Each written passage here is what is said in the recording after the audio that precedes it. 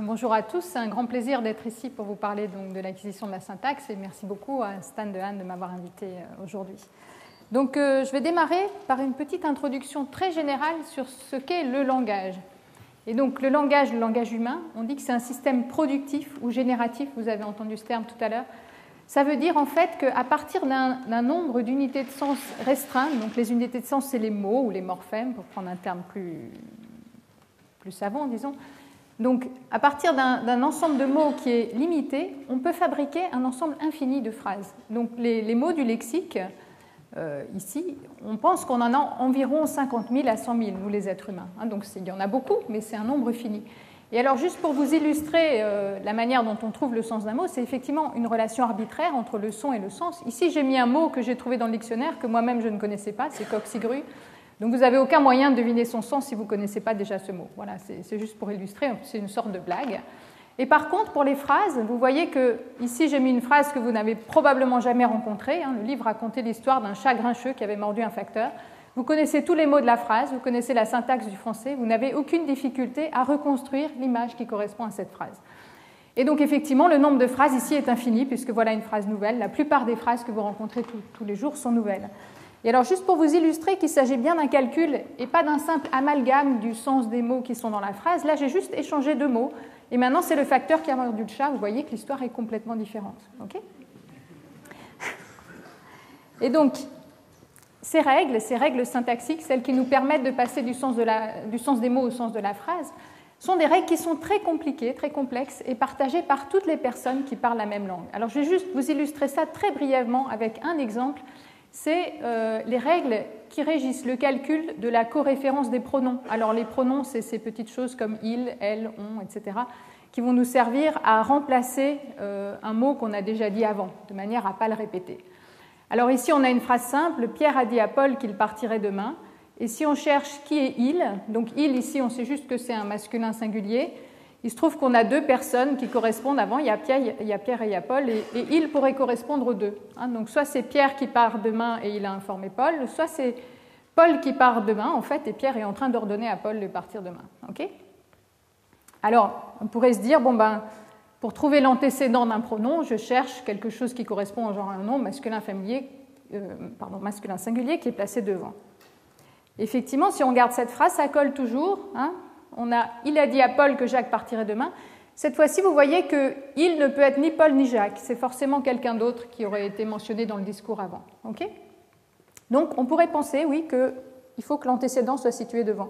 Mais dans la phrase que vous voyez ici, qui n'est pas beaucoup plus compliquée, ça ne marche pas. Donc, on a le candidat qui l'a vu hier n'a pas plu à Pierre. On voit cette fois-ci que ça peut très bien être Pierre qui a interviewé le candidat et que ce candidat ne lui a pas plu. Par contre, ça ne peut pas du tout être le candidat qui s'est vu lui-même hier. Okay ? Donc vous voyez là que, bien qu'on ait ici un truc masculin singulier qui soit placé devant le pronom, ça ne peut pas être l'antécédent du pronom, alors que ce nom-là, qui est placé derrière, peut très bien être l'antécédent du pronom. Et ça nous dit qu'il doit y avoir des autres contraintes sur le calcul des antécédents des pronoms. Ces contraintes, elles ont été étudiées par les linguistes. Je ne vais même pas essayer de vous expliquer ces principes linguistiques, je vais juste vous montrer qu'ils sont assez compliqués. Donc ça, c'est le principe C, en l'occurrence, qui marche en deux étapes. D'abord, il faut définir la notion de C commande. On dit que A, C commande B, si le premier XP qui domine A contient B. Vous voyez, ce n'est pas très clair. Ce que ça veut dire, en gros, c'est que dans l'arbre syntaxique, le pronom ne peut pas être au-dessus de son antécédent, dans un certain sens de au-dessus qu'on doit définir avec C commande, qui n'est pas particulièrement simple. Et donc voilà, ce principe C dit qu'un pronom ne peut pas dominer son antécédent, ne peut pas être disposé au-dessus dans l'arbre syntaxique. Alors, donc pour le moment, on voit juste qu'il y a des règles compliquées. L'autre chose très intéressante, c'est que ces règles, elles sont apprises très très tôt par les enfants. En fait, elles sont apprises aussitôt qu'on arrive à les tester. Donc on n'a pas réussi à tester des enfants assez jeunes qui ne connaissent pas déjà ces règles. Et donc évidemment, les enfants, on ne leur présente pas des phrases comme le candidat qui l'a vu hier n'a pas plu à Pierre en leur demandant si il peut être Pierre ou le candidat. Ça ne marche pas. Il faut être un peu plus malin que ça. Donc les enfants leur racontent des petites histoires, par exemple avec Nounours, Nicolas et Pimprenel. Et puis à la fin de la petite histoire, avec des marionnettes et tout, il y a une poupée qui arrive et qui dit « Ah, je sais ce qui s'est passé », et elle prononce une phrase. Par exemple, elle va dire « Il a mangé des crêpes quand Nounours était dans la cuisine ». Et l'enfant doit juste dire « Est-ce que c'est juste ou pas juste ?» Et ce qu'on voit ici, pour cette phrase-là, par exemple, c'est que si c'est Nounours qui mangeait des crêpes dans la cuisine, la phrase, elle est fausse. Par contre, si c'était Nicolas qui mangeait des crêpes pendant que Nounours était dans la cuisine, la phrase est vraie. Okay, donc en fait, on va rendre la phrase vraie ou fausse en fonction de l'histoire qu'on a racontée avant. Et on va voir est-ce que les enfants appliquent les mêmes contraintes sur la coréférence des pronoms que les adultes. Et on va voir qu'effectivement, les enfants font ça. Donc à l'âge de 3 ans, qui est le plus jeune âge auquel on arrive à faire ce genre de test, on voit que les enfants déjà appliquent des contraintes sur la coréférence des pronoms qui sont identiques à celles des adultes. Et de plus, ces règles de contraintes, enfin ces contraintes sur le calcul des pronoms, sont les mêmes à travers toutes les langues du monde. Okay, et donc ça, c'est des travaux qui ont été menés en grande partie par Stephen Crane, un collègue américain. Et de ce type de réflexion, on conclut que certaines propriétés du langage sont innées. Alors, c'est le fameux argument de la pauvreté du stimulus qui a été fait par Noam Chomsky dans les années 50. Je vais vous le redire un petit peu plus en détail. Donc voilà comment il marche. Il marche en plusieurs étapes que je viens de vous illustrer. La première partie, c'est que les calculs syntaxiques sont complexes et dans une grande mesure arbitraires. Donc c'est ce que vous avez vu sur le calcul de la coréférence des pronoms. Les pronoms, c'est très utile, c'est comme des variables. On pourrait avoir des autres manières d'avoir des contraintes sur les variables. Dans la plupart des langues informatiques, on n'a pas du tout des contraintes sur les pronoms comme on a dans les langues humaines. Donc il y a ce côté arbitraire. Deuxièmement, tous les adultes qui parlent une même langue partagent les mêmes intuitions sur le sens des phrases. Donc elles ont les mêmes contraintes. Ensuite vient un point crucial, c'est celui qui est le plus discuté. Donc pour apprendre ce type de calcul, il faudrait avoir accès à une information très riche et très détaillée. Donc ici, par exemple, une représentation fine du sens des phrases qu'on entend pour pouvoir savoir dans quelles circonstances cette phrase est correcte, cette phrase est incorrecte. Or, les enfants aussi jeunes qu'on peut les tester partagent les mêmes intuitions que les adultes. Et donc, l'inférence ici, c'est de dire, s'ils ont les mêmes intuitions, c'est que quelque part, ces contraintes étaient déjà là à l'origine, au départ, encodées dans le bagage génétique. Alors, cet argument, il est encore très discuté aujourd'hui. Donc, avant de revenir sur la justesse ou le fait que ça soit juste ou faux, pourquoi il est discuté? Juste un petit commentaire, parce qu'effectivement, quand on dit on n'a pas de procédure d'apprentissage assez puissante pour apprendre ça, ça dépend de la notion des procédures d'apprentissage dont on dispose aujourd'hui. On peut dire oui, dans les années 50, on pensait qu'on ne pouvait pas l'apprendre, mais aujourd'hui, grâce à Bayes, on pourrait peut-être apprendre aussi ces choses-là. Donc voilà, il y a toujours la question de peut-être avec une procédure d'apprentissage plus puissante, on arriverait à apprendre les choses en question. Mais donc avant de passer par là, je voudrais juste faire une brève revue d'autres faits qui prouvent de manière, pour le coup, incontroversée que le langage est effectivement spécifique à l'homme, qu'il y a une base innée au langage. Ça va simplifier un peu la discussion après. Donc le premier fait, qui est donc indiscutable, c'est qu'effectivement tous les êtres humains parlent. Donc quand on a découvert des nouvelles sociétés humaines, par exemple en Australie, c'était des sociétés humaines qui avaient un langage. On n'a jamais trouvé une société humaine qui n'a pas de langage. Donc c'est une des caractéristiques des êtres humains. Par ailleurs, on n'a jamais trouvé aucune autre espèce animale qui possède un système de communication qui soit lui aussi productif. Donc productif dans le sens de je peux fabriquer un nombre infini de phrases à partir d'un nombre fini de vocabulaire de mots. Donc par exemple, le langage des abeilles que tout le monde connaît. On sait que les abeilles arrivent à indiquer qu'il y a une source de nourriture, à quelle distance elle se trouve, dans quelle direction. Mais on peut juste communiquer ça. On ne peut pas dire s'il va faire beau demain, par exemple. C'est quelque chose qu'on ne peut pas communiquer en langage des abeilles. Donc c'est des langages qui sont fermés. Et enfin, dernier point, toutes les tentatives d'apprendre une langue humaine à d'autres espèces ont échoué. Donc par exemple, la plus récente, celle qui avait l'air de marcher le mieux, c'est la tentative d'apprendre la langue des signes à des chimpanzés. On voit qu'effectivement, les chimpanzés vont apprendre un assez grand nombre de mots. On arrive à un vocabulaire d'à peu près 500 mots. Rappelez-vous que les êtres humains ont plutôt 50 000 mots. Par contre, ce qu'on n'observe jamais, c'est le fait de placer les mots les uns derrière les autres pour fabriquer des phrases. Donc cette étape de la syntaxe, du calcul syntaxique, ne se produit jamais, ne s'est encore jamais produit. Alors un deuxième type d'argument, c'est qu'on peut observer que le langage est décorrélé de l'intelligence, entre guillemets, parce qu'effectivement l'intelligence générale, on ne sait pas très bien ce que c'est. Mais donc, qu'est-ce que ça veut dire? C'est que déjà, on trouve des enfants qui fonctionnent parfaitement bien, mais qui ont un déficit spécifique pour le langage. Et on les appelle des enfants dysphasiques, ou dans une moindre mesure, les enfants dyslexiques. Ils ont un déficit pour le langage qui est vraiment tout petit, et qui se voit que quand ils apprennent à lire et à écrire. Et par ailleurs, on trouve des enfants qui ont un retard mental important, mais qui maîtrisent le langage de manière quasiment normale. Donc les enfants qui sont atteints du syndrome de Williams sont un exemple de ça. Alors juste, je vais vous illustrer brièvement qu'est-ce que ça veut dire, ce syndrome de Williams. Donc ici, voilà par exemple, c'est deux adolescents. Vous voyez, celui-ci a 17 ans, celui-ci a 18. Donc ça, c'est un adolescent qui est atteint du syndrome de Williams. Celui-ci est atteint de trisomie 21. Et ils ont tous les deux le même QI, vous voyez, à peu près 50, qui est un QI donc avec un retard mental très important. Et donc, dans cette tâche, les deux devaient décrire une image que vous voyez très mal ici, mais bon, il y a un petit garçon qui regarde une grenouille qui est dans un bocal. Et donc, vous voyez que l'adolescent qui a le syndrome de Williams, il vous raconte une histoire complète avec ça, avec des phrases compliquées, du vocabulaire compliqué, etc. Voilà, son langage est à peu près normal. Alors que, par comparaison, cet enfant qui est trisomique, enfin cet adolescent, vous voyez qu'il fait seulement des phrases très simples avec un vocabulaire très simple. Donc, la richesse du langage est très différente. Quand on voit ça, en fait, on a envie de se dire, bon, mais qu'est-ce qu'ils ont qui ne vont pas, en fait, hein? Qu'est-ce qu'il a qui ne va pas, celui-ci? Il est parfait. Pourquoi il a un QI de 50? Un des problèmes que ces enfants ont, c'est les représentations spatiales. Donc ici, par exemple, vous voyez, chez le même jeune homme de 17 ans, la description d'un éléphant, donc encore une fois, c'est très compliqué, il a un vocabulaire très précis. Hein. Donc ici, par exemple, il connaît le mot trompe, il connaît le mot défense qu'on trouve ailleurs. Il sait tout sur les éléphants, ce que les éléphants font, où est-ce qu'ils vivent, etc. Et quand il dessine un éléphant, ça donne ça. Donc en fait, il n'a aucune idée de comment réussir à dessiner l'éléphant. Et quand on lui dit, dis-moi, c'est quoi les parties de ton dessin, il va dire, oui, ça c'était le nez, l'œil, l'oreille. Donc voilà, il essaye de mettre tous les éléments, mais il n'a aucune manière de les organiser dans l'espace. C'est des gens qui se perdent quand ils sortent dans la rue, qui ont du mal à vivre tout seuls parce qu'ils n'ont pas de carte spatiale, etc. Donc voilà. Et ça, qu'est-ce que ça nous montre, effectivement?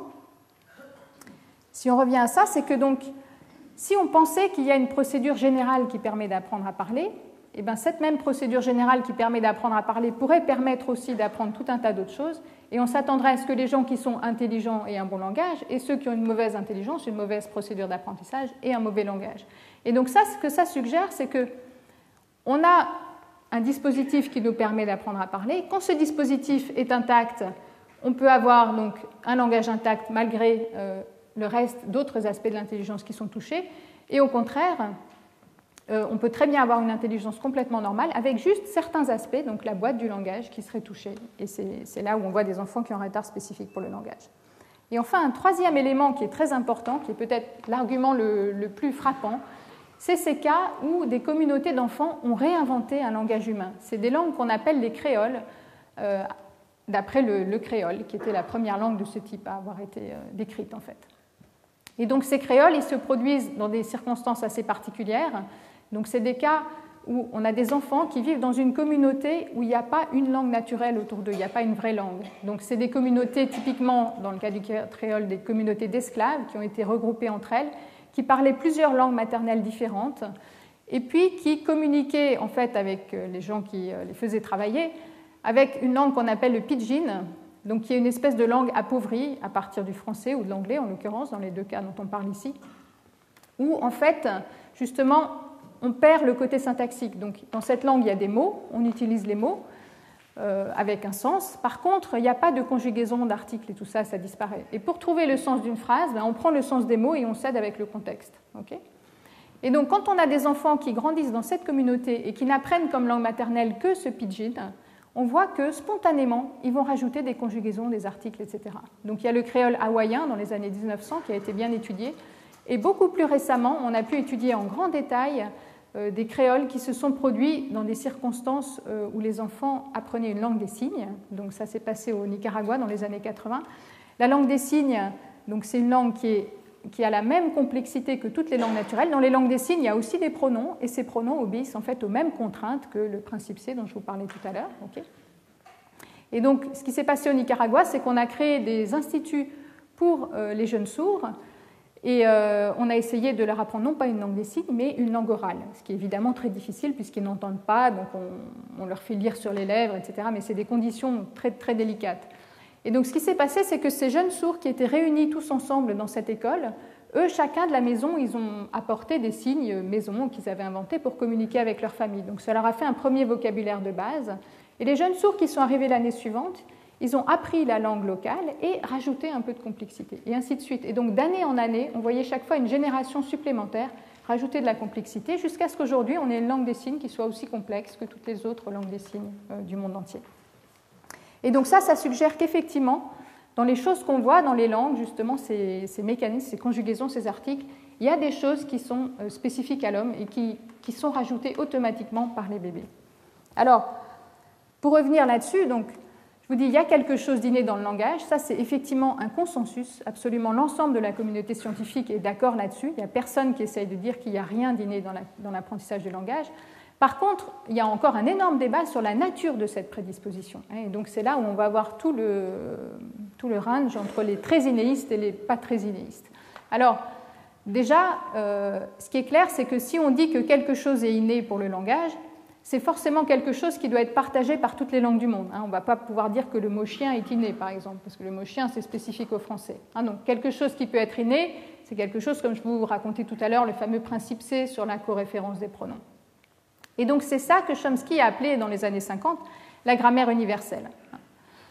Évidemment, tout le reste, donc toutes les choses qui sont spécifiques aux langues, doivent être apprises. Donc même le plus innéiste des innéistes, il doit bien dire qu'il faut apprendre les mots, il faut apprendre les propriétés phonologiques, les propriétés des sons de la langue, et il faut apprendre toutes les propriétés syntaxiques qui sont spécifiques aux langues. Donc quand on est très très innéiste, on peut dire « Ok, moi j'achète toute la grammaire universelle et j'encode ça dans les langues ». Maintenant, il y a plein de gens qui n'aiment pas tellement ça non plus. Pourquoi ? Parce que vous avez vu la tête du principe C, c'est quand même extrêmement abstrait.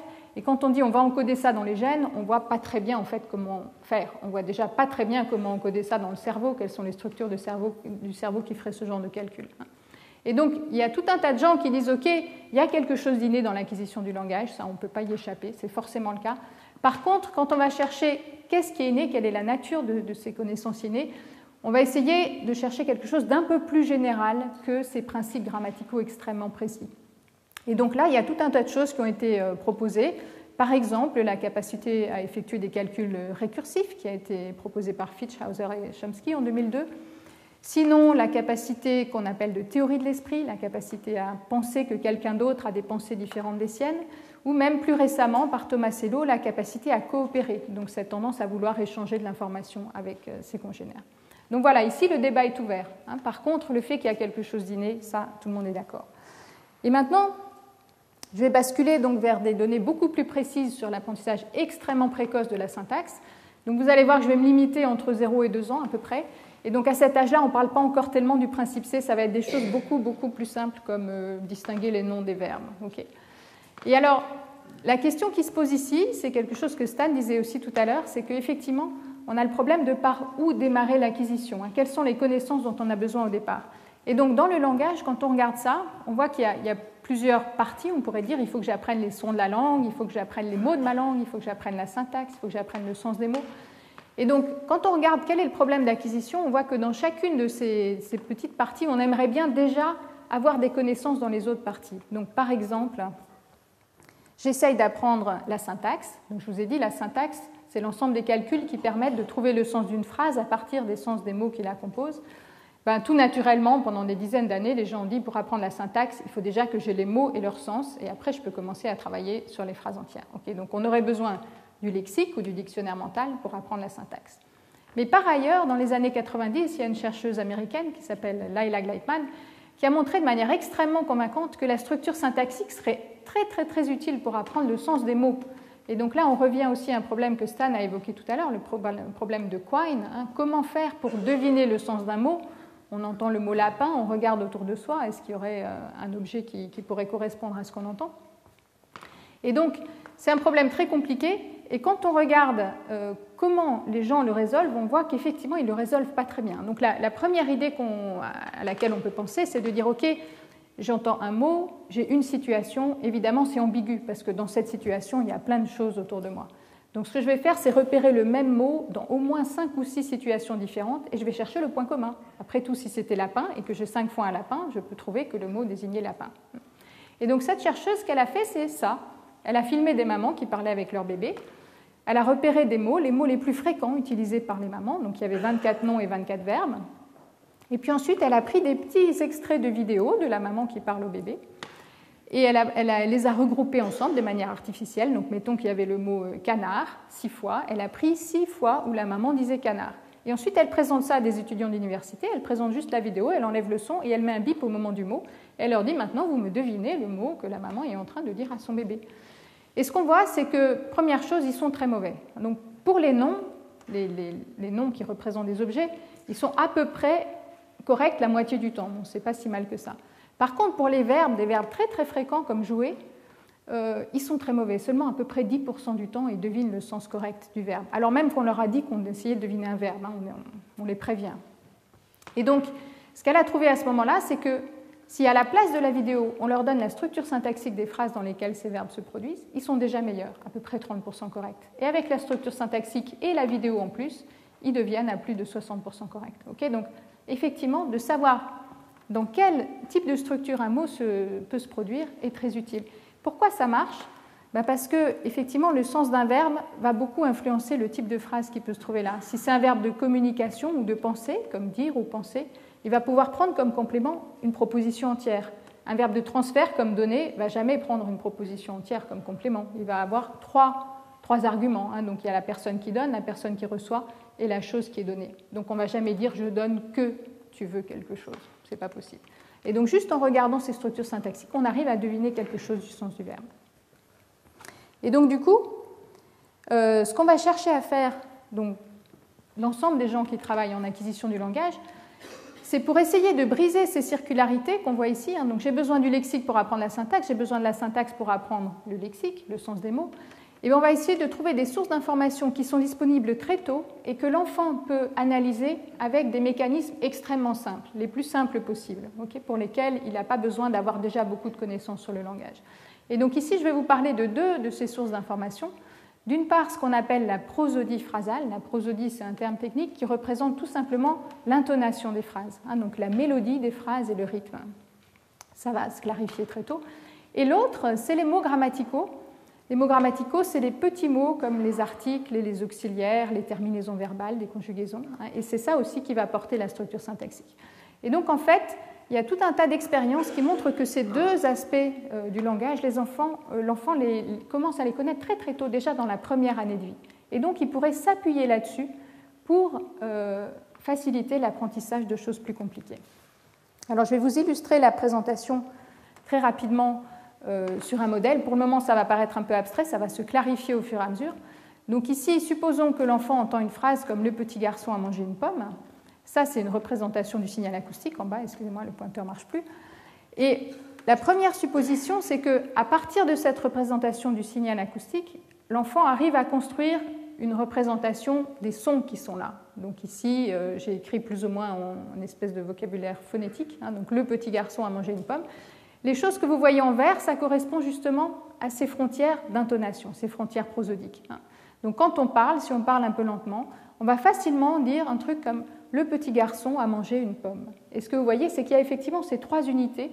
Entre les unités, il n'y a pas de pause, on ne trouve pas un silence dans le signal, on ne trouve pas non plus un silence entre les mots, hein. C'est pour ça que j'ai collé tous les mots les uns aux autres dans cette représentation. Par contre, ce qu'on a, c'est un petit ralentissement du débit à la fin d'une unité, et chaque unité a sa petite intonation propre. Il y a un contour d'intonation pour chaque unité. Le petit garçon a mangé une pomme. Okay ?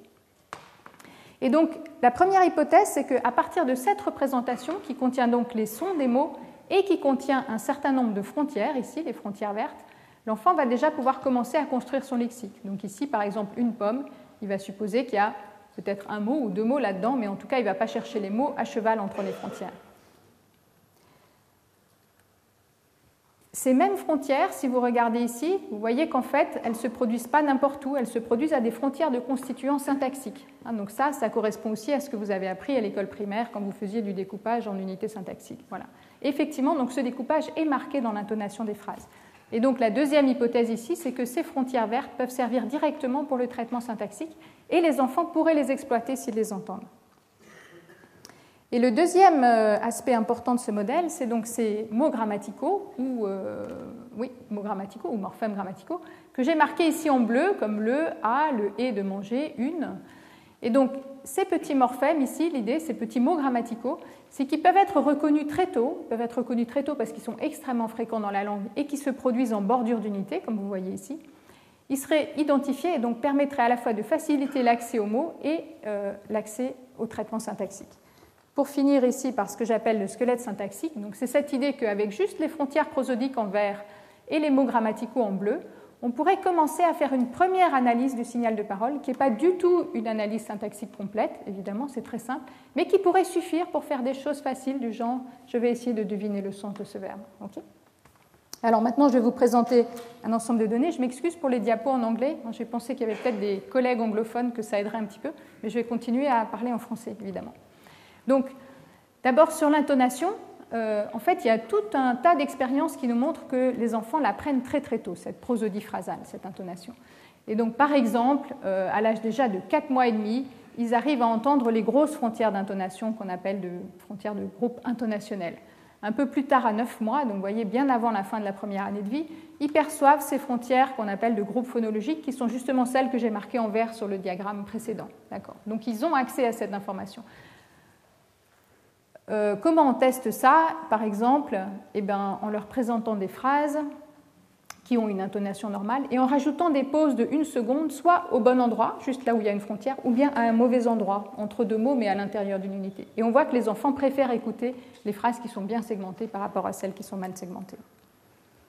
Et donc, ce qu'on peut tester ici, la première expérience que je vais vous montrer, c'est une expérience qui cherche à voir si ces frontières vertes, ici, les frontières d'intonation, dont on sait que les enfants les entendent déjà à l'âge de 9 mois, sont effectivement utilisées pour faciliter l'accès aux mots.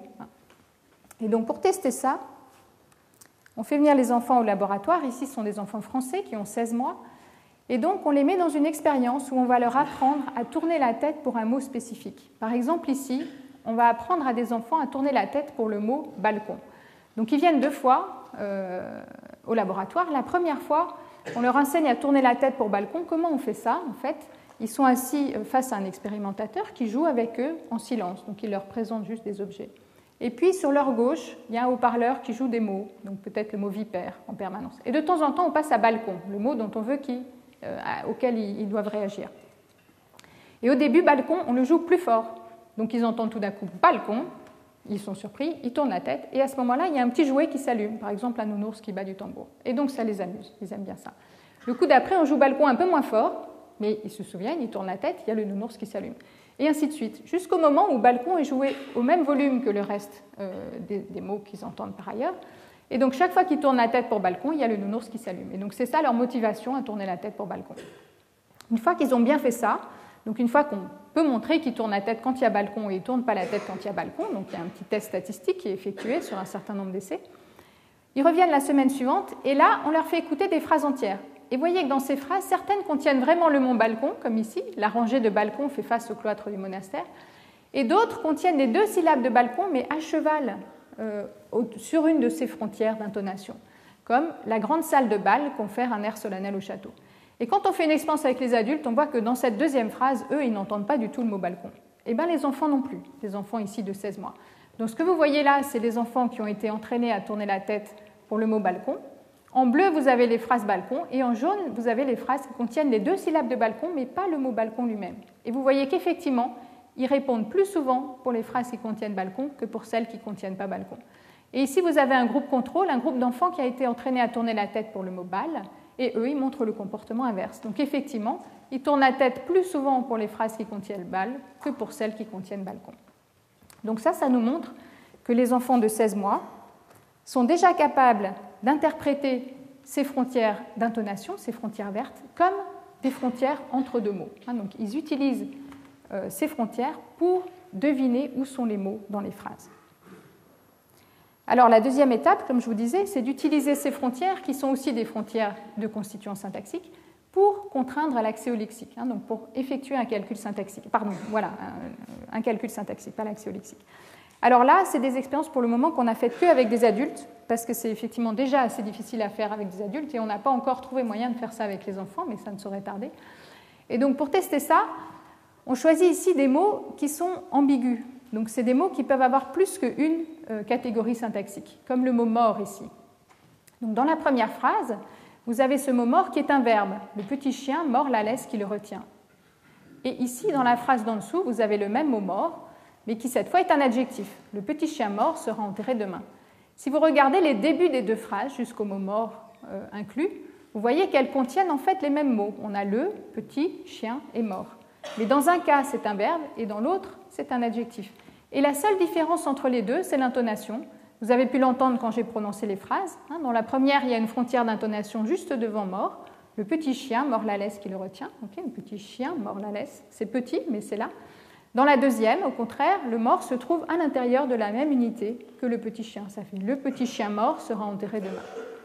Et donc la question qu'on pose, c'est est-ce que les adultes exploitent cette frontière d'intonation, l'intonation de la phrase, pour deviner très rapidement, avant même d'avoir entendu les mots qui suivent, s'il s'agit d'un verbe ou d'un adjectif. Et alors, pour tester ça, on leur a demandé de faire plusieurs choses, mais la plus simple, c'est de couper la fin de la phrase. Donc ils n'entendent que les 4 premiers mots, le petit chien est mort. Et ensuite, ils doivent simplement écrire la fin de la phrase selon eux. S'ils nous terminent la phrase en pensant que mort était un verbe, ils vont continuer avec un nom, sinon ils continuent avec un verbe. Okay. Et ce qu'on voit ici, c'est qu'effectivement, des adultes qui entendent ces phrases, quand ils entendent une phrase qui contient un adjectif, ils vont effectivement, la plupart du temps, continuer cette phrase avec un adjectif, tandis que quand ils entendent une phrase qui contient un verbe, ils vont la plupart du temps continuer cette phrase avec un verbe. Donc ça nous dit qu'ils sont capables d'entendre cette information. On a fait d'autres expériences qui ont montré en plus que ces indices d'intonation, ces indices prosodiques, étaient exploités en temps réel. Donc maintenant, si on demande aux adultes de faire une tâche en temps réel, ici une tâche de détection de mots abstraits, dès l'instant où ils entendent le mot, ils exploitent déjà l'information prosodique. Ils n'ont pas besoin d'attendre la fin de la phrase. Et en plus, là, c'était des phrases qui étaient prononcées par moi, en l'occurrence. On peut dire que moi, j'avais mis une particulièrement bonne intonation.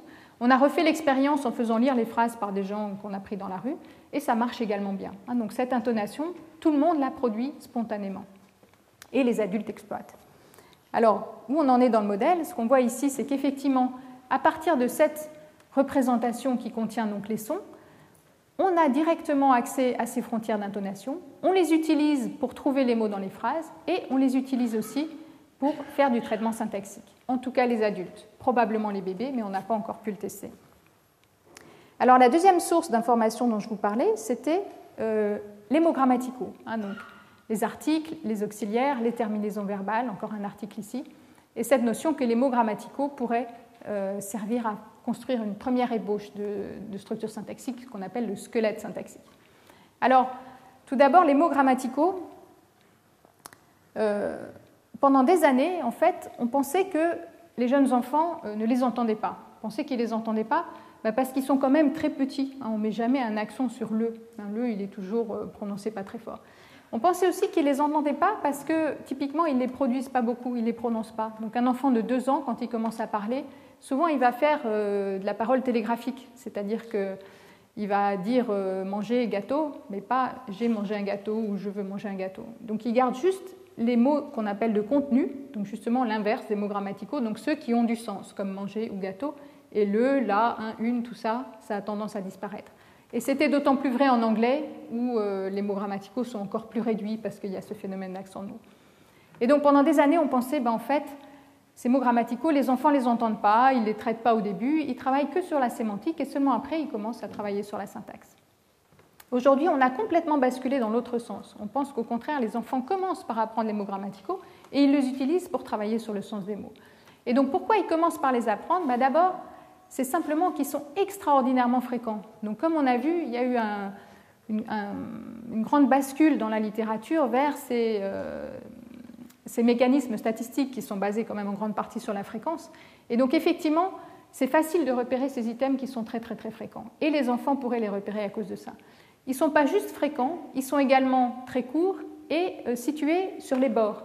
Et donc ça aussi, c'est une position qui est particulièrement saillante, qui est facile à repérer. Donc les débuts, les fins sont faciles à repérer. Les mots grammaticaux, ils sont précisément là, au début et à la fin des unités prosodiques. Donc ils ont tout pour être faciles à trouver. Et effectivement, à partir des années 90 environ, il y a tout un tas d'études qui a montré que des très jeunes enfants, moins de 1 an, connaissent déjà quelque chose des mots grammaticaux de leur langue. Pas forcément tout, évidemment. Ils ne savent pas forcément qu'il y a des déterminants, des auxiliaires, etc. Par contre, ils savent que le, la, les, un, une, je, tu, tout ça, c'est des mots particuliers du français. Alors, les toutes premières expériences ont été faites par Lou Anne Gherkin, une chercheuse américaine, qui a simplement remplacé les mots grammaticaux de l'anglais par des faux mots grammaticaux. Elle a fait écouter ça à des bébés de 11 mois, par exemple. Et elle a trouvé qu'effectivement, ils préféraient écouter le vrai anglais que l'anglais modifié avec les faux mots grammaticaux. Après, il y a eu tout un tas d'expériences plus détaillées. Donc, par exemple, si on regarde une des plus récentes ici, en 2008, c'est une chercheuse qui s'appelle Ruchenchi qui a fait énormément de travaux dans ce domaine au cours des dernières années. Elle travaille à l'Université de Québec à Montréal et donc elle travaille aussi sur le français. Et donc elle a montré par exemple que les enfants de 8 mois donc, connaissent déjà les mots grammaticaux, mais en plus les utilisent pour savoir que si j'entends un mot grammatical comme le suivi d'un autre mot que je ne connais pas, mettons le daz, qui est un mot inventé ici, ben je vais savoir que le, je peux l'enlever, et donc il me reste daz qui est un mot. Et donc comment elle a testé ça? Vous voyez ici, elle a présenté à des enfants des choses comme des preuves, où des est un mot grammatical et preuve est juste un mot assez rare dont elle pense que les bébés de 8 mois ne le connaissent pas déjà. Et ensuite, elle leur a proposé pendant le test d'écouter preuve ou d'écouter un autre mot rare. Et les enfants qui avaient été familiarisés avec des preuves préfèrent effectivement écouter preuve au moment du test. Le groupe contrôle, c'est des enfants qui avaient été familiarisés avec autre chose qui n'est pas un mot grammatical ici, qu'est. Donc ils entendaient qu'épreuve. Et eux, ce qu'ils ont pensé, manifestement, c'est que qu'épreuve, c'était un seul mot. Donc au moment du test, quand on leur présente preuve tout seul, ils ne l'ont pas reconnu. Donc on voit qu'effectivement, très très jeunes, les enfants reconnaissent les mots grammaticaux, savent que quand ils ont un mot grammatical comme ça, pas n'importe où, ici en plus c'est important qu'il soit au début, probablement, eh bien, ils savent que le truc qui suit, ça c'est probablement ce qui devrait rentrer dans leur lexique. Alors les mots grammaticaux, ils sont aussi extrêmement utiles pour faire l'analyse syntaxique, bien évidemment. Ils nous donnent beaucoup, beaucoup d'informations. Alors nous, les adultes, si on entend une phrase comme « je jorime », eh bien, on peut tout de suite savoir que jorime est un verbe du français. Et donc si on cherche le sens de jorime, probablement ça va être une action. Donc quand on cherche dans l'environnement, on va chercher plutôt une action. Si on entend la jorime, toujours nous les Français, on sait que jorime est un nom et donc probablement réfère à un objet. D'accord ? Et alors effectivement, il y a déjà tout un tas d'expériences qui suggèrent que oui, les enfants commencent à faire ce genre de généralisation. Donc par exemple, ici une expérience avec des enfants allemands de 16 mois qui suggère qu'ils savent déjà à cet âge-là qu'il y a une classe des articles et que quand ils entendent un article, donc comme le lalé, mais der Nidas en allemand, ils savent qu'ils peuvent s'attendre à trouver un nom derrière. La même, toujours Ruschenschi et ses collègues, avec des enfants de 14 mois en français, pareil, il semblerait qu'ils connaissent déjà la classe des articles, pas encore celle des pronoms, comme je, tu, il, on. Okay. Et une expérience dans mon laboratoire, avec aussi d'autres collègues, qui montre que maintenant un peu plus vieux, donc déjà à 2 ans, ils savent effectivement faire cette inférence que je vous décrivais là-haut. Donc quand ils entendent je dase, ils savent que daser est un verbe et qu'il faut qui va représenter une action, tandis que quand ils entendent la dase, ils vont chercher un objet qui pourrait correspondre à ce mot dase. D'accord ? Alors ça c'est très joli. Mais ça ne marche pas toujours. Donc, ici, par exemple, en français, on a ce petit problème qu'il y a certains mots grammaticaux qui sont ambigus. Donc, par exemple, dans la phrase « je la mange », elle est parfaitement correcte. On a là suivi de quelque chose, ici « mange », mais « mange » n'est pas un nom, c'est un verbe. Okay ? Et pourquoi on a ce problème ? Parce qu'effectivement, ce mot-là, ça peut être soit un article, soit ce qu'on appelle un pronom clitique-objet, donc le truc qui remplace le complément d'objet direct et qui se place, en l'occurrence, devant le verbe. Et on a ça avec le lalé. On n'a pas ça qu'en français, on a ça dans toutes les langues romanes. On n'a pas ça non plus que dans toutes les langues romanes, on trouve ça dans un paquet de langues dans le monde entier. Et ce n'est pas du tout un hasard, en fait, c'est parce qu'effectivement, là, ça pourrait être la pomme dont je mange la pomme. Et le pronom qui représente la pomme, c'est son déterminant, justement. Donc ce n'est pas par hasard qu'on trouve ça, ce n'est pas une bizarrerie du français. Et donc la question qui se pose ici, c'est qu'est-ce que les enfants ont appris finalement ? Est-ce qu'ils ont appris un truc de relativement bas niveau, à savoir je plus quelque chose, je cherche un verbe, là plus quelque chose, je cherche un nom, ou quelque chose d'un peu plus compliqué qui leur permettrait de savoir que si c'est je plus là, alors de nouveau je dois chercher un verbe, tandis que si c'est là tout seul, alors je dois chercher un nom. Et donc pour tester ça, on a regardé des enfants de 2 ans et on leur a présenté des phrases qui étaient soit correctes, soit incorrectes. Donc ici, voilà des exemples de phrases correctes qui contiennent soit un verbe comme mange, soit un nom comme fraise. Vous voyez que le mot crucial est toujours précédé par ce mot-là, donc le mot ambigu. Et pour créer les phrases incorrectes, on a simplement interverti les noms et les verbes. Donc vous avez « alors elle la mange », qui est une phrase parfaitement correcte. À la place de « mange », vous mettez « fraise », et vous obtenez cette phrase-là qui est incorrecte. « Alors il la fraise ». Okay. Bon, c'est vrai que « fraiser » existe en français, mais c'est un mot très rare et les enfants ne le connaissent pas. Et puis de la même manière, vous avez une phrase comme « la poule prend la fraise ». Ici, c'est correct. Vous remplacez ce mot fraise par mange et vous obtenez cette phrase qui est incorrecte. Okay ? Et donc, ce qu'on cherche à savoir, c'est est-ce que les enfants de 2 ans savent déjà que ces phrases-là sont incorrectes ou bien est-ce qu'ils pensent qu'elles sont correctes? Ils pourraient penser qu'elles sont correctes parce qu'en fait, localement, elles sont pas mal. Hein. Donc la fille, c'est bien. Fille prend, c'est bien aussi. Prend là, c'est bien. Et la mange, c'est bien aussi, puisqu'on le trouve là. Hein, donc, si on regarde de proche en proche, tout va bien dans cette phrase. C'est juste quand on met tous les mots ensemble où là, vraiment, il y a un problème. Hein. Donc c'est un calcul un peu plus compliqué que juste regarder, ah oui, est-ce que ce mot-là va avec cet autre mot? Hein. Tous les mots vont bien ensemble, mais l'ensemble ne va pas. Et dernière question, comment faire pour tester si les enfants savent quelles sont les phrases correctes et les phrases incorrectes? Ce n'est pas très facile de leur faire ça. Tout à l'heure, quand je vous disais Stephen Crane avait fait des expériences comme ça, c'était avec des enfants de 3 ans. 2 ans, c'est assez difficile de leur faire répondre à une question comme ça. Donc ici, on utilise une technique qui est la technique des potentiels évoqués, où on va juste mesurer l'activité électrique du cerveau. Et donc, pendant qu'ils font l'expérience, on leur présente une vidéo avec une personne qui joue avec des Playmobil, juste pour les garder occupés. Je vais passer ça, en fait, ce n'est pas très intéressant. Et donc voilà juste une photo d'un bébé avec le filet sur la tête. Et donc c'est du travail qui est fait en collaboration avec Ghislaine de Anne Lamberts. Donc voilà les résultats. Ce que vous voyez ici, c'est donc l'activité électrique mesurée à la surface du crâne, okay, pendant que les enfants écoutent les phrases correctes et incorrectes. Si vous regardez un de ces diagrammes, vous voyez ici la tête du bébé vue d'en haut, ça c'est le nez, l'oreille gauche, l'oreille droite. D'accord ? Et donc ce que vous voyez ici pour les phrases incorrectes, c'est une grosse activité positive autour de l'oreille gauche, plus ou moins, dans les zones temporelles, les zones qui traitent le langage, qu'on ne retrouve pas pour les phrases correctes. Et effectivement, la différence entre ces deux conditions est très significative. Donc ça, ce que ça nous permet de dire, c'est qu'effectivement, les enfants de 2 ans sont déjà capables de fabriquer des attentes syntaxiques en temps réel. Donc quand ils entendent « je » là, ils s'attendent à trouver un verbe. Quand ils entendent « je prends » là, ils s'attendent à trouver un nom. S'ils trouvent un mot de l'autre catégorie, ils sont surpris. Il y a quelque chose qui ne fonctionne pas. Donc ils ne sont pas gênés par cette homophonie entre les articles et les pronoms clitiques-objets. Comme je vous disais tout à l'heure, localement, les phrases sont bonnes. Elle plus la, c'est bon. La plus fraise, c'est bon aussi. C'est juste elle la fraise en entier qui n'est pas bon. Donc les enfants font quelque chose de plus compliqué que juste regarder si toutes les paires de mots sont correctes. Ce n'est pas un calcul de fréquence aussi stupide que ça. Par contre, ils pourraient faire un calcul de fréquence un tout petit peu plus compliqué. C'est vrai que elle la mange, ils l'ont sans doute déjà entendu dans leur vie, parce que c'est quand même des mots fréquents, tandis qu'elle la fraise jamais. Et donc, la différence qu'on observe, elle pourrait être due, ce n'est pas très plausible, mais elle pourrait être due au fait qu'un ensemble de phrases a une fréquence 0, les phrases incorrectes, tandis que les phrases correctes ont déjà pu être entendues par le bébé, tout simplement parce que c'est des mots très fréquents qu'on a utilisés du vocabulaire connu. Et donc le seul moyen de contrôler ça vraiment, de savoir qu'est-ce que le bébé a déjà entendu, qu'est-ce qu'il n'a pas entendu avant, c'est d'utiliser des phrases qui sont des mots qu'on a appris nous-mêmes au bébé. Comme ça, on a vérifié nous-mêmes qu'est-ce qu'il avait entendu, qu'est-ce qu'il n'avait pas entendu. Donc c'est des mots qu'on va leur enseigner pendant une première session. Ils reviennent une semaine plus tard pour faire l'expérience. Donc voilà par exemple des mots, ça c'est un touze, ça c'est un ran, donc c'est un vautour et un tricératops. Et il y avait aussi des actions nouvelles qui étaient dumer et pouner, donc il y en a une qui veut dire sceller un cheval et l'autre qui veut dire pêcher. Et il y a des petits Playmobil pour leur enseigner facilement ces nouveaux mots.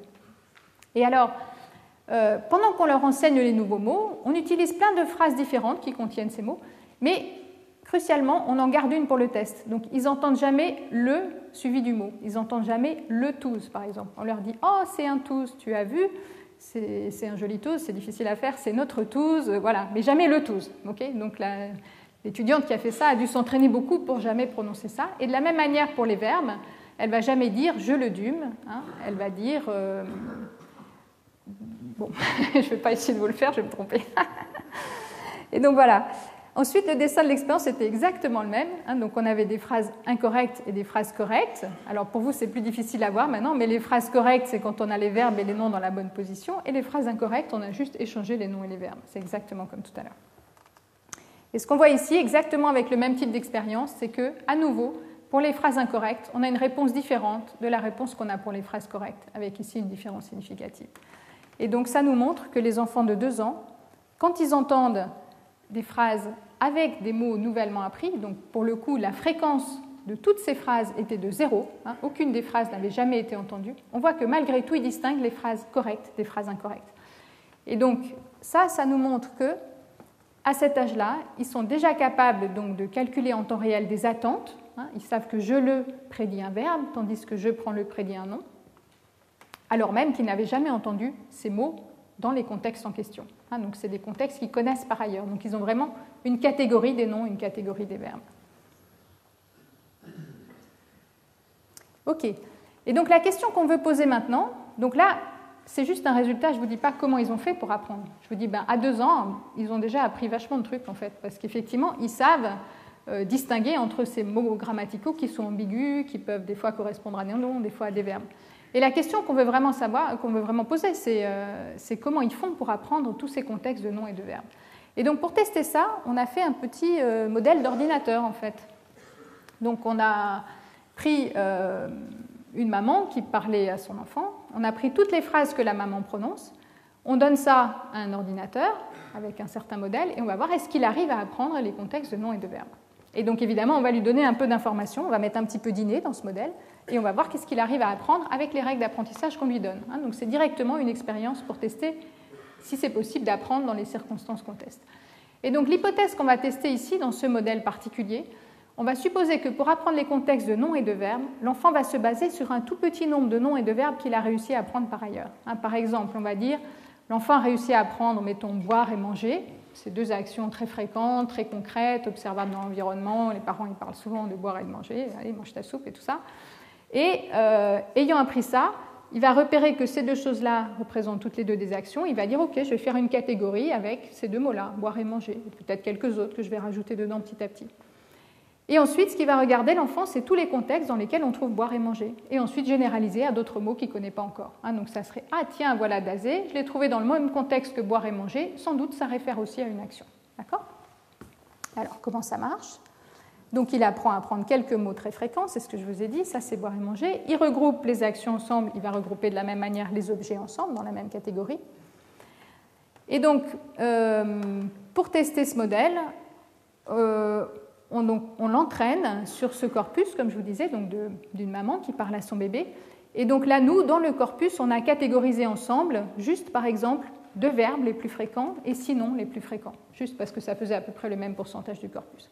Ensuite, on a fait un autre modèle qui en savait un peu plus, il connaissait 12 noms et 4 verbes, un autre modèle qui en connaissait encore plus, 24 noms et 8 verbes, etc. Pour voir effectivement, est-ce que c'est important de connaître beaucoup de vocabulaire pour que ça marche, ou bien est-ce qu'avec un tout petit vocabulaire, ça peut marcher déjà.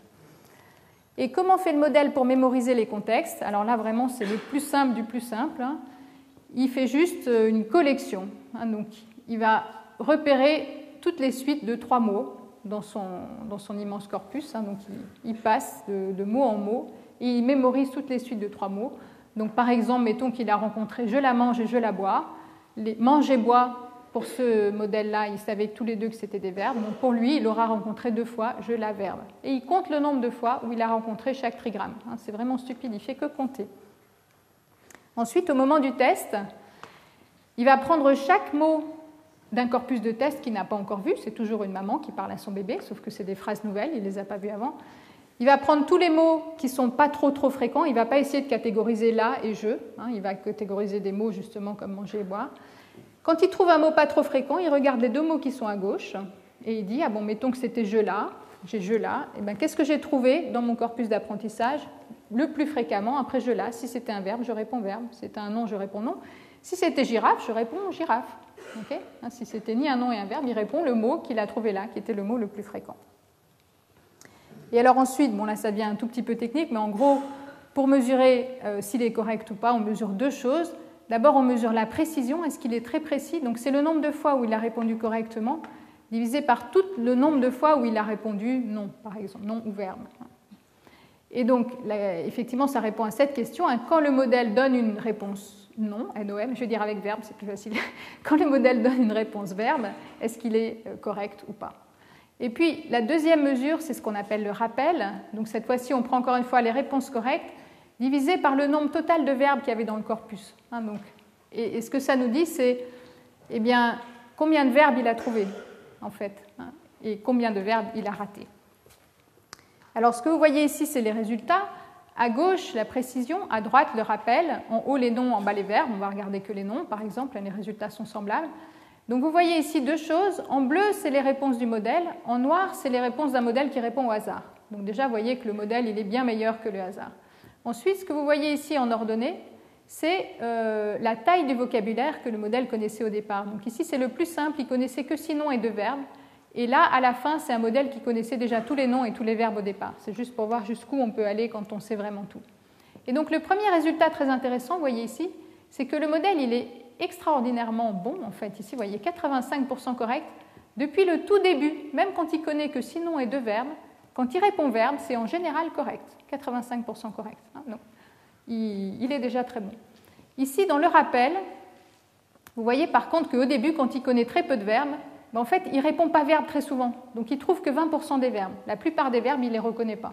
Par contre, quand il répond verbe, c'est correct. Okay, et au fur et à mesure que son vocabulaire s'accroît, vous voyez qu'il répond verbe de plus en plus souvent. Donc ça, c'est ce que cette courbe nous dit en montant. Par contre, il est toujours aussi précis, c'est toujours aussi juste. Quand il dit verbe, c'est également correct. Alors là, il y a juste quelques exemples des contextes que le modèle utilise. Après, quand on regarde dans le modèle, c'est quoi les contextes qu'il a utilisés le plus souvent? Donc ici, en vert, vous voyez des contextes qui marchent très très bien. Essayez peut-être même pas de comprendre le tableau, il est un peu compliqué. C'est juste ici à gauche les contextes. Ici, c'est le nombre de fois où il a répondu non et le nombre de fois où le nombre de fois où ce contexte était suivi d'un nom et le nombre de fois où ce contexte était suivi d'un verbe. Et donc le modèle répond non si ce chiffre est plus grand et répond verbe si ce chiffre est plus grand. Ici, vous voyez que c'est les contextes de non, il répond en fait non tout le temps. Tous ces contextes que j'ai surlignés en vert ici, vous voyez qu'on a toujours, juste avant le mot critique, un article. Ici, on a un, des, le, une, de la, verbe, du, la, une. Okay, donc les articles, ça marche très bien pour trouver les noms, on était d'accord. Et vous en avez quelques-uns que j'ai mis ici en orange. C'est aussi des articles, le, de, la, les, sauf que c'est les fameux articles qui sont ambigus, ça se voit dans la traduction en anglais. C'est ceux qu'on ne sait pas bien traduire parce qu'ils veulent dire deux choses différentes. Et donc là, vous voyez que la plupart du temps, ils sont suivis d'un nom, mais quelquefois aussi d'un verbe. Par exemple, je veux le manger. Okay. Et donc, du coup, le modèle répond non, c'est correct. Par contre, on va voir tout à l'heure pour les verbes, ici,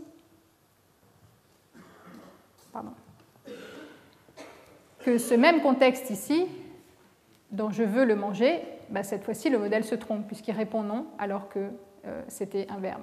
Donc, dans certains cas, quand il y avait un verbe dans cette position, le modèle se trompe. Et donc, pour conclure sur ce modèle, ce qu'on voit, c'est que, contrairement au bébé de 2 ans de l'expérience de potentiel évoqué que je viens de vous présenter, le modèle, il se trompe quand il y a un mot grammatical ambigu. Okay, donc, il n'a pas réussi à apprendre ces choses-là. Et effectivement, si on teste le même modèle, au lieu de prendre des suites de 3 mots, on avait pris 3 mots exprès pour résoudre le problème de Elle la fraise, n'est-ce pas? Et bien en fait, avec 2 mots, le modèle, il est presque aussi bon. Donc, ça veut dire qu'on a quand même une bonne précision avec juste le mot qui précède, mais on ne peut pas résoudre ces difficultés que les enfants de 2 ans résolvent.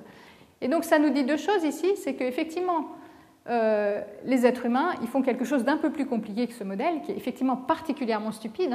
C'est une démarche volontaire. Si on essaye de savoir qu'est-ce qui est possible d'apprendre avec un mécanisme, le mieux est de prendre le mécanisme le plus simplifié possible. Après, on voit les limites et on complexifie si on a besoin. Mais c'est bien de commencer par le plus simple. Et donc, effectivement, une des choses que le modèle fait mal, c'est que lui, il n'a qu'une catégorie de verbes. Tous les verbes, on les appelle verbes. Mais tous les verbes ne sont pas identiques, comme on disait. C'est justement pour ça qu'on peut utiliser la structure syntaxique pour deviner le sens des verbes. Donc, par exemple, je prends la mange, c'est incorrect, parce que prendre, ce n'est pas un verbe qui peut prendre un complément verbal. Mais si on avait un verbe comme vouloir à la place, on pourrait dire je veux la manger, et là, ça devient parfaitement correct. Okay, donc, le modèle qui a une seule catégorie verbe, il est effectivement trop simpliste. Et ça nous dit aussi que les enfants de 2 ans ont déjà des représentations plus fines des verbes que juste ça. Donc pour résumer ça, je vais sauter ça. Voilà. Le modèle, quand même, il ne fonctionne pas trop mal, on était content avec 85% correct, mais malgré que ça soit déjà très bon, il est toujours largement moins bon que les bébés de 2 ans. Et donc, ce qu'on voudrait tester maintenant, c'est savoir exactement, en fait, à quel point... Donc, je finis très rapidement. À quel point les humains sont bons. Je vais juste vous donner une petite idée de type d'expérience qu'on fait. Et donc, ça, c'est une expérience qui simule un bébé de 18 mois avec des adultes. Donc, comment on fait pour simuler un bébé de 18 mois, cette fois ? On va lui présenter des phrases dans lesquelles on a gardé l'intonation correcte, parce qu'on sait que les bébés perçoivent bien l'intonation. On a gardé tous les mots grammaticaux corrects, parce qu'on sait que les bébés les connaissent déjà. Par contre, on a enlevé tous les mots de contenu, les noms, les verbes et tout ça. Parce qu'effectivement, le bébé de 18 mois, il n'a pas encore un gros vocabulaire. La plupart des mots, il ne les connaît pas encore. Et donc, ça donne un truc comme ça, une bamoule drissefrolité d'agou, qu'on pourrait représenter par une expo doit se dérouler demain. D'accord ? Et ce qu'on va voir, c'est est-ce que les adultes, quand ils entendent des phrases comme ça, ils savent que dans la première, bamoule est un nom, et dans la deuxième, bamoule est un verbe. Et pour faire ça, on leur demande de détecter des mots. Donc, soit ils doivent détecter bamoulé, ou bien une bamoule. Quand c'est bamoulé, ils doivent répondre à la deuxième, mais pas à la première. Quand c'est une bamoule, ils doivent répondre à la première, mais pas à la deuxième. Et ce qu'on voit, c'est qu'effectivement, les adultes sont très, très, très, très bons. Donc, vous voyez ici, pour les phrases non, ils répondent presque toujours non et jamais verbe, et pour les phrases verbes, presque toujours verbe et jamais non.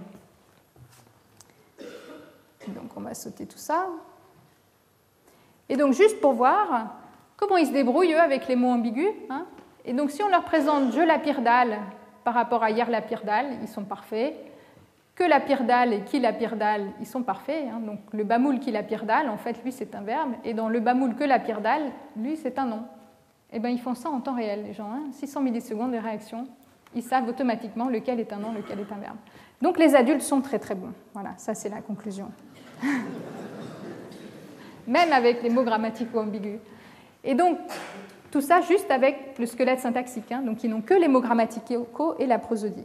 Et donc, en conclusion générale, ce qu'on a vu, c'est qu'effectivement, avant l'âge de 18 mois, les enfants perçoivent déjà très bien l'intonation des phrases, la prosodie. Ils connaissent énormément de choses sur les mots grammaticaux de leur langage. Ils savent dans quel contexte les noms et les verbes se produisent. Ils sont même capables de construire des attentes en temps réel sur est-ce que ça va être un nom ou est-ce que ça va être un verbe qui va apparaître. Ils pourraient apprendre les contextes de noms et de verbes en recherchant les contextes communs à un petit nombre de noms et de verbes qu'ils ont appris. Ça, c'est ce que le modèle nous a montré. Et avec juste ce fameux squelette syntaxique, les expériences adultes nous montrent qu'en fait, on peut avoir une excellente connaissance de la structure syntaxique des phrases, et même en temps réel. Voilà.